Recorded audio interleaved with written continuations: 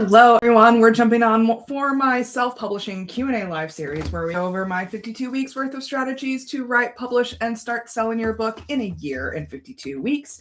We are on week 51, which means that we only have this week and next week left in the year. I am so excited for you. I am so proud of you for making it this far. Congratulations. You are doing a great job, and I am beyond proud of you if you've made it this far in this series. If you're just now joining me, please transfer over to my Substack. That's where I'm going to be doing these lives starting in 2026. Clips will be posted on YouTube along the way, but Substack is going to be the archive of all of my past, present, and future training videos on all of these topics. So you can subscribe for free if you want. Remember to celebrate the progress that you've made so far, not just the official publication date. Going back to week 10, remember week 10? We want to make sure that we are reinforcing the new neural pathways that our brains have connected throughout this entire year. To do all of the things that we've been able to accomplish this year, our brain has had to rewire itself, build new neural connections, reinforce existing neural connections in order to get to where we are today. And so we want to positively reinforce all the hard work that our brains have done in order to allow us to get to this place. You've written a book. Congratulations. And people are actually buying it. How freaking cool is that? So many people don't even get to this point. And so I am beyond thrilled for you. So now this week, it is time to pay attention to the final steps as we head into uploading our books to our publishing platforms. So in particular, this week, that means assigning and registering our ISBNs. So the ISBN stands for International Standard Book Number. Every book needs it because that's how the world categorizes books and makes sure that they know which book the customer is buying or asking for, so on and so forth. While many of the publishing platforms offer free ISBNs, I recommend purchasing them separately to make sure that you retain all of your own copyright permissions.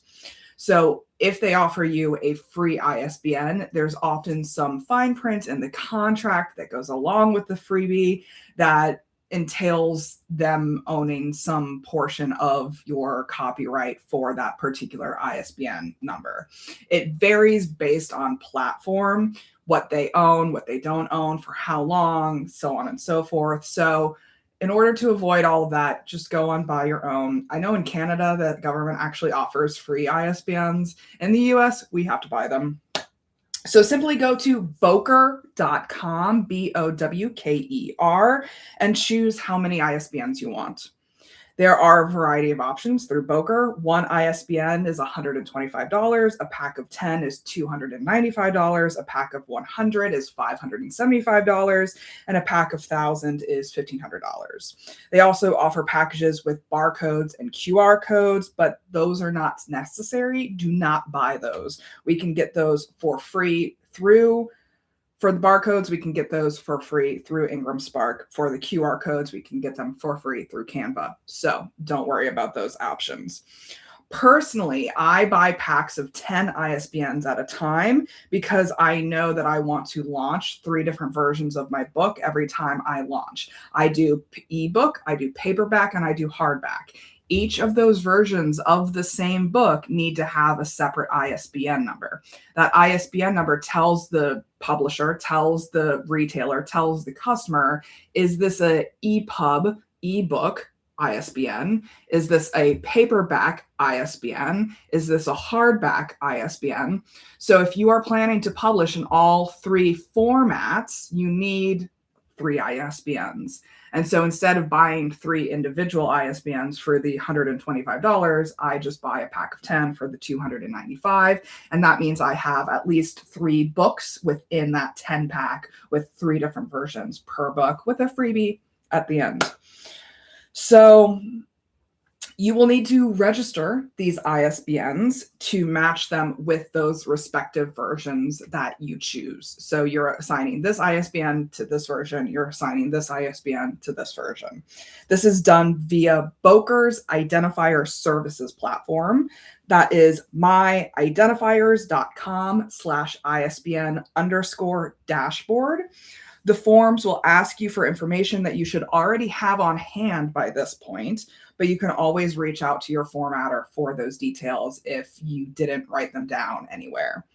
These copyright numbers will also need to be sent to your formatter so that they can add them to the copyright page for each version of that book. The ebook ISBN should be on the ebook copyright page. The paperback ISBN should be on the paperback copyright page.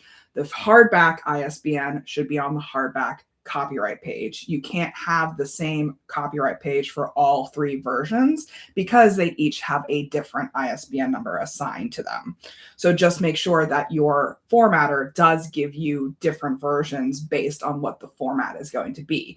Ideally, the paperback and the hardback files are going to be PDFs, and the ebook file is going to be an EPUB. Those are formatted very differently, and they show up on readers very differently.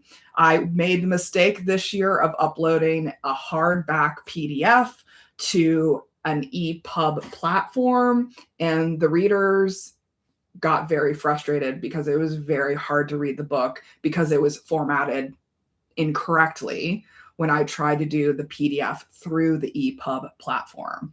You need to have an EPUB file to go through the EPUB platform, like Kindle, Kobo, stuff like that.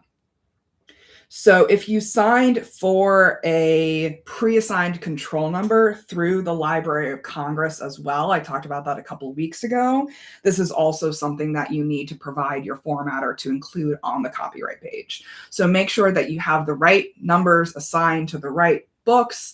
If you have that Library of Congress number, that needs to go in all versions of the book. But if you have the ISBNs, those need to be assigned to the various respective versions of the books. Ideally, this is one of the last steps before your formatter can return those final files to you to upload next week.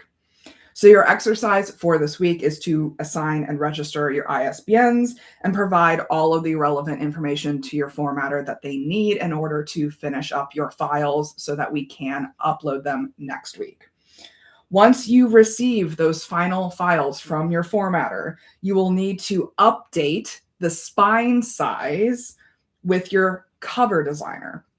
So your paperback file is going to be a certain number of pages. Your hardback file is going to be a certain number of pages. You need to let your cover designer know what that page number is, including the dimensions of the paperback or the hardcover that you decide, because that changes the cover design in terms of spine width and how big the dimensions are for that design.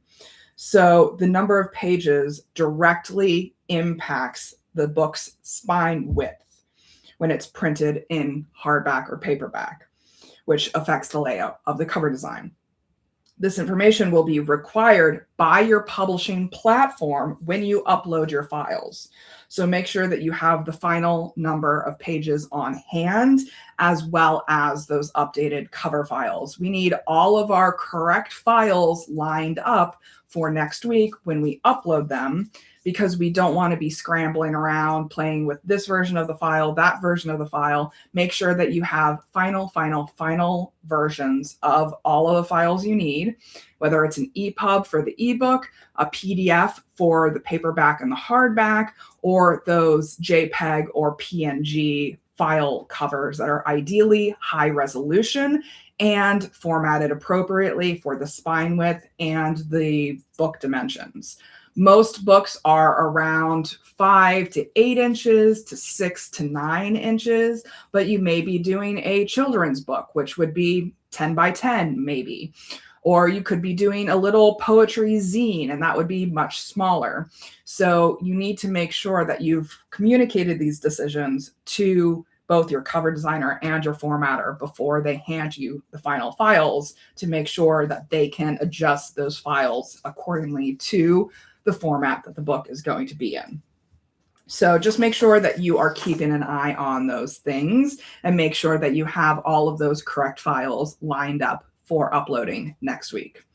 Next week is week 52, which is the last week, which means uploading files and ordering proofs. So we will get into that, but this week, make sure that all of your ISBNs are set up. Make sure that all the ISBNs are showing up on the copyright pages. Make sure that you have separate finalized files for each of the versions of the book. Make sure that your cover design is all set up and ready to go. That will make next week a whole lot easier. If you have any questions about any of that, please do let me know. The only time throughout the year that I feel like throwing my computer out the window is when I'm fighting with Ingram Spark's book building tool. If you know, you know. And so it's going to save you a lot of stress to have all of these final files finalized before we start uploading next week. So in the meantime, please do reach out to me if you have any questions. I'm here for you. Take care, guys.